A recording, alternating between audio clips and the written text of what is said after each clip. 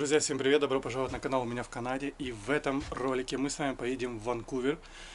Погуляем, посмотрим там какие-нибудь локации, места. Сегодня у нас 1 января, так что всех с прошедшим, ребята. И поедем развеяться, прогуляемся. Ну и также, естественно, по совместительству потратим деньги. Посетим какие-нибудь места, какие-нибудь магазины. Еще сам не знаю наш план. Сейчас будем ехать и будем строить его на ходу. Поэтому вам приятного просмотра. А мне безопасной дороги. Погнали!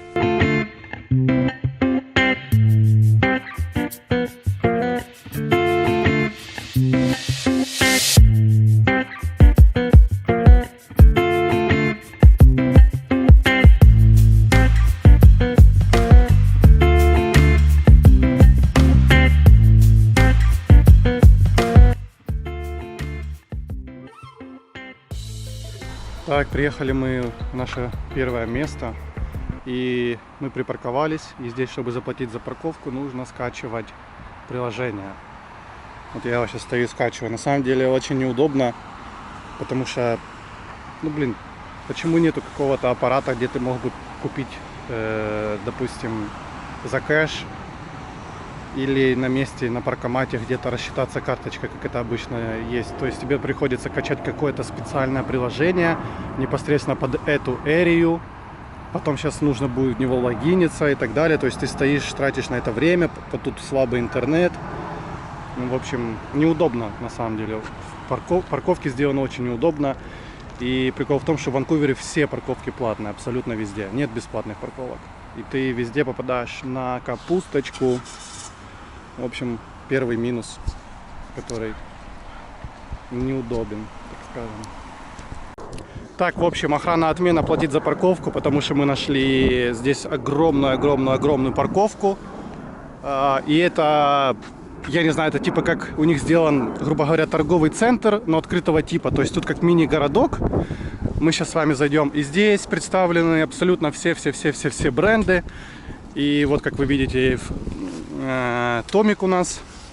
И получается, это здание чисто Томика. То есть ты заходишь, как вообще устроены магазины в Канаде, ну и в Америке, в принципе, тоже. У них чаще всего здания с магазинами стоят отдельно. То есть вот тут стоит Томик, дальше, допустим, будет там стоять Адик, дальше, допустим, будет стоять там еще какой-то магазин.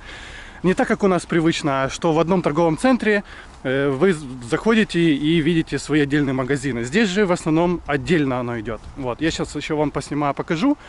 Вот получается один из входов в этот, я даже не знаю, как назвать, в эту локацию. И вот получается у нас справа Келвин, слева Томик. И вот так вот оно сделано, видите.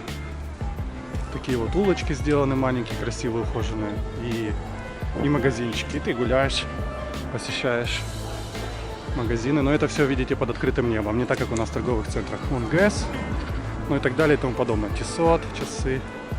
Там тоже ГЭС. Дальше Пума, ну и так далее. Выглядит все оно вот таким способом. Так, по ценам такие худики 85. Такая тоже 85. Штанишки, я думаю, около 100. Мне тоже 85. Такая 100. В основном это нормальная, то есть стандартная цена на фирменные худики это $100. То есть это не важно, что будет Nike, Adidas, Puma, Kelvin, Guess. Курточка 200 я уже смотрел, такая. Вот. Мне понравился такой барашек. Прикольный, 150 стоит. Вот. Джинсы по 100 тоже. В общем, мы только что узнали то, что вот от этих цен, которые я вам называл, действует скидка. Вот, допустим, здесь скидка действует 75% скидка вот на вот этот, я не знаю, что это, пальто, плащ, пиджак. Неважно, то есть у нас получается цена $140, минус 75%. И также вы можете еще получить минус 20% на эту вещь. Я не знаю, по-моему, ML нужно свой сказать. То есть вы представляете? То есть, не знаю, она будет стоить сколько? $20 вместо 140. Мы так что подошли, спросили специального консультанта, и он сказал, да, это действительно так работает. Так что это прикол вообще сильно мощный. То есть тут реально вот то, что написано, оно так и работает. Вот, минус 50% и 20% тоже можешь получить. Представляете? Поэтому Юля уже принялась искать себе вещи. Так, смотрите, я нашел сканер. Вот у нас вещь стоила 140. Мы ее подносим к сканеру. Сейчас, одну секунду. Видите, у нас получается скидка $100. Вы покупаете за $35. То, что стоило 140. А мы еще и думаем, почему здесь столько людей? Вот такие вот скидки, представляете, на Кельвин. Вот мы на центральной площади. Михаэль Корс, Версачи, Гэс, Клаб Монако, я не знаю, кто это. Поло, Коуч, ну и так далее. Красиво здесь. Тут какая-то кафешка. Очередь нереальная просто. Ну, видимо, популярная очень. И вот у нас карта местности. Видите представленность брендов. Хотя здесь, мне кажется, не все. Хотя все. Да, вот они. Under, Gap, Columbia. Кстати, очень популярная Gap здесь. Ну, я имею в виду в Канаде. И... ну вот Nike, мы сейчас в него пойдем.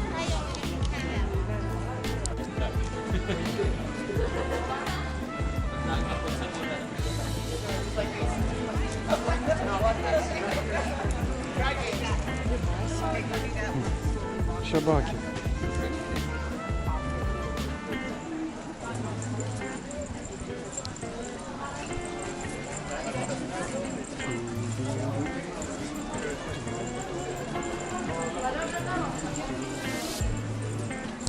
В общем, вот вход в магазин, а вот это все очередь, чтобы вы понимали, чтобы зайти в магазин, потому что, видимо, там большие скидочки. Потому что, судя по тому, как выходят люди, они выходят с 2, с 3, с 4 парами обуви. Поэтому я думаю, там большие скидки сегодня. Кстати, вот елочка. Главное. Ну, не главное, но я имею в виду здесь. Очень круто. Юлечка рада. Очень сильно. Скидки на самом деле жесткие. Потому что тут в основном 50% на всю обувь. Практически на всю. Есть даже цены по 60, по $50 за кроссовки, они находятся все там.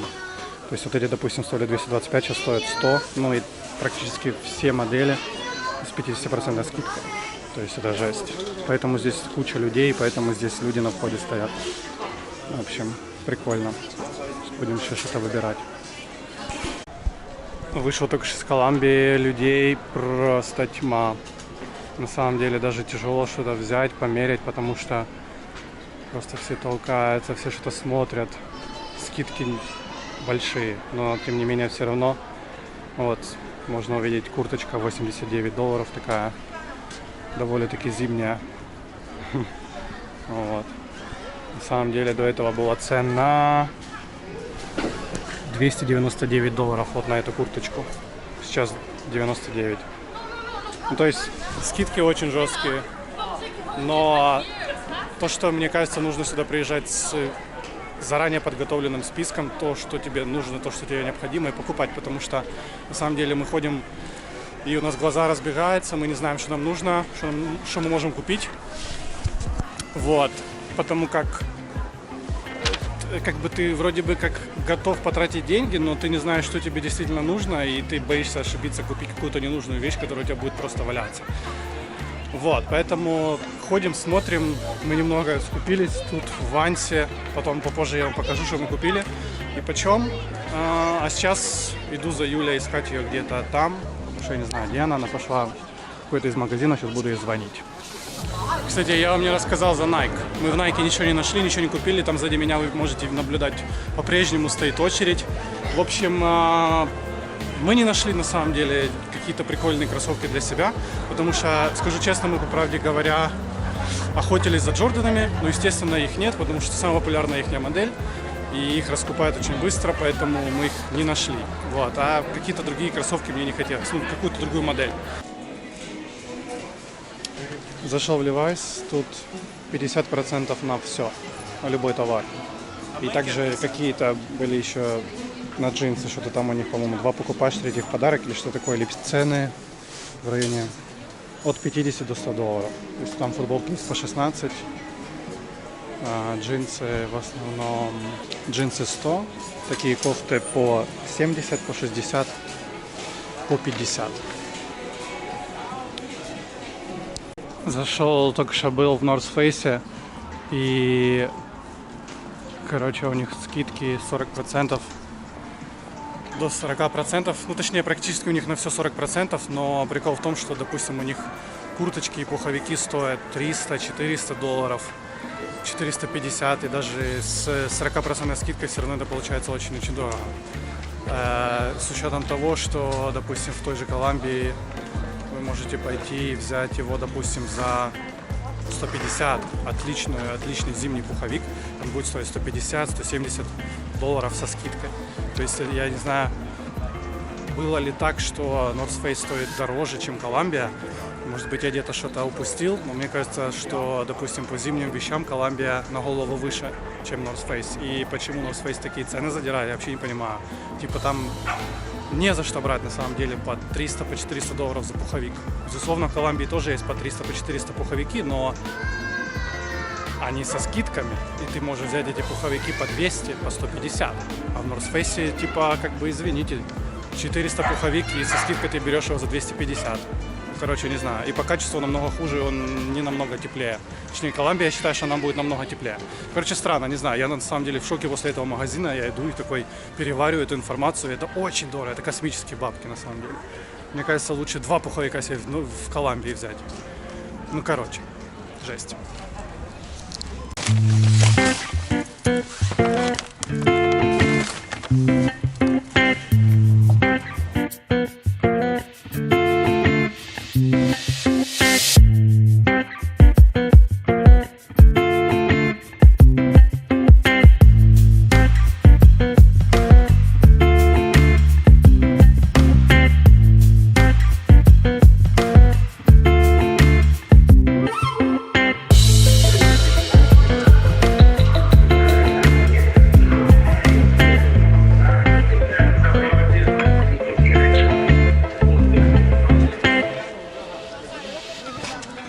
В общем, здесь, чтобы попасть в сад, я не знаю, что там внутри находится, нужно было покупать билеты, но они все билеты уже на данный момент распроданы. Мы купить билет не можем, так как 2 января это мероприятие уже будет закрываться, и, соответственно, ни на сейчас, ни на завтра билеты купить, к сожалению, нельзя, и мы не можем посмотреть, что там внутри. Вообще должна быть какая-то выставка света, как нам на входе сказали, но, в общем, непонятно. Приехали мы посмотреть вот такой вот кафедральный собор вечером. Очень интересный, красивый. На самом деле, частичка хоть какой-то архитектуры, которую мы здесь видим. Вот. Построен он, как мне кажется, так необычно и классно, потому как рядом вы можете видеть современные здания, и здесь просто посередине такой бух, и стоит вот что-то старинное, что-то значимое. Это очень круто, на самом деле смотрится. Вот. Находится он прям... Такое еще тоже местность здесь интересно, потому что здесь все в буграх. Ты постоянно едешь то ли вниз, то ли вверх. И, ну, не знаю, очень круто. Получается, мы к нему шли, только что поднимались постоянно по горе. Вот. Такой кринжовый автобусик. В общем, смотрится круто. Если кто будет здесь, обязательно посетите его. Такие вот улочки, такие вот здания в Ванкувере высокие. Круто. Город живет, как и любой другой большой город. Куча людей. Все куда-то идут, все куда-то едут. В общем, очень классно. Вайб такой крутой. Ванкувер, конечно, классный город. Вон, смотрите, какая тарелка. Так понимаешь, там, скорее всего, ресторан наверху сделан. Вон тот. Красиво очень.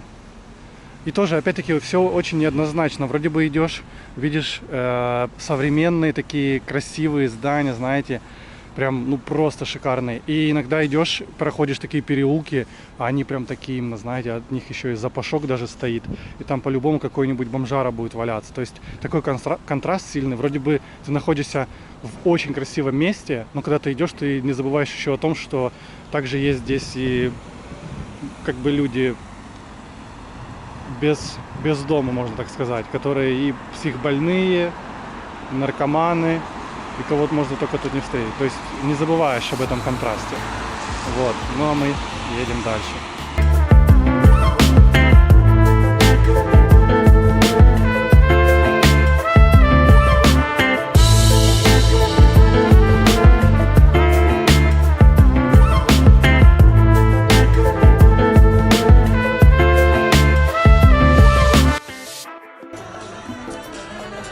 приехали на Canada Place. Это место, это такой как паром, паромная станция, где отбывают и прибывают паромы. Здесь такая вот красота. Очень красиво, я не знаю, видно ли вам или нет. Но здесь очень красиво. Высотки тоже стоят. Сделано тоже в виде огромного парома. Вот. В общем, очень красиво. А это у нас вид с другой стороны. Вообще просто вообще круто. Давайте выше поднимемся. Вот такие вот у нас высоточки красивые. Сейчас я вам покажу. Паруса такие сделаны разноцветные. Сейчас поднимемся с вами. Вот так вот. Вот такая красотень. Выставка, ребята, просто жесть. И вот такая вот красота с этой стороны.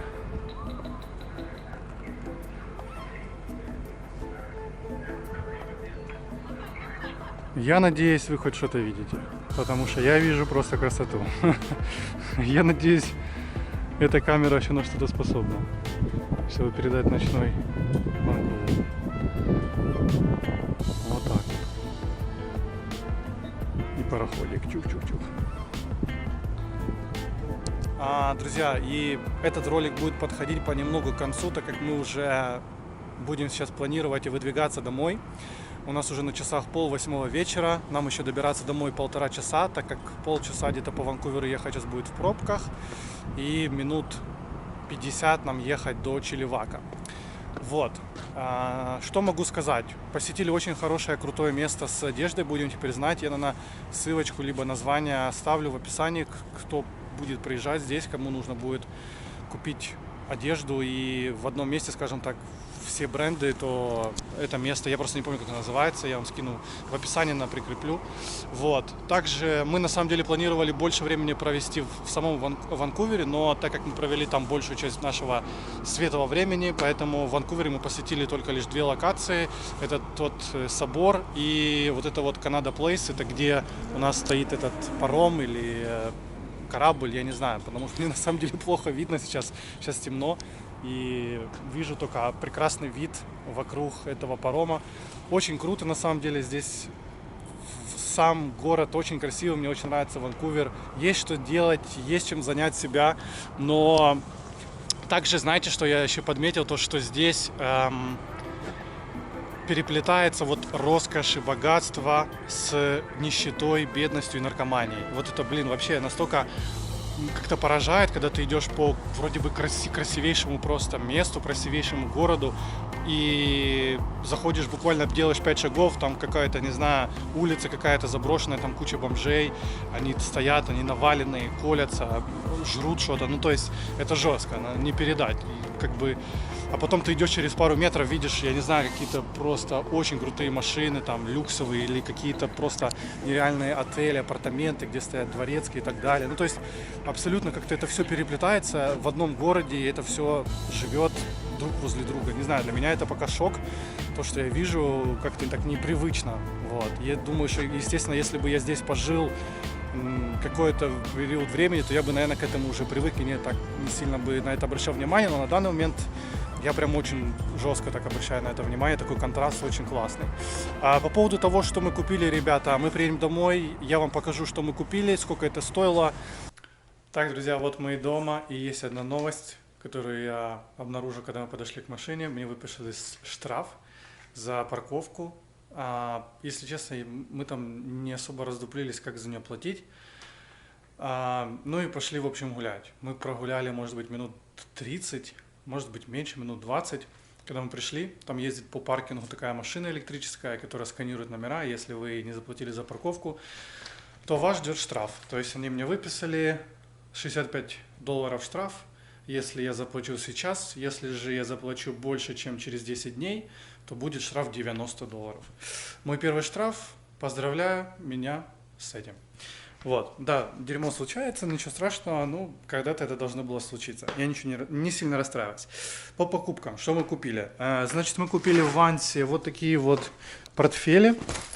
Они стоят $40, до этого они стоили 80. Почему выбрали такие? Потому как они более такие походные, и на самом деле такие более-менее походные, такие в горы портфели стоят около $100. Вот, поэтому портфельчики крутые, сюда можно вставлять карематик или еще какой-нибудь, ну, что угодно на самом деле. Купили два одинаковых, вот, чтобы никому не было завидно. Вот, в общем, два портфеля. Также я купил себе в Колумбии вот такую вот мягкую кофточку. Она очень-очень мягусенькая. Мне очень понравилось. Я давно хотел себе такую, потому как на самом деле, одевая такую кофту, под низ одеваешь безрукавку кофту, и, блин, и на самом деле и зимняя куртка не нужна. Серьезно, она очень теплая. Заплатил я за нее, тут на ценнике $70, заплатил я за нее 50. Там были скидки в Колумбии, поэтому я взял.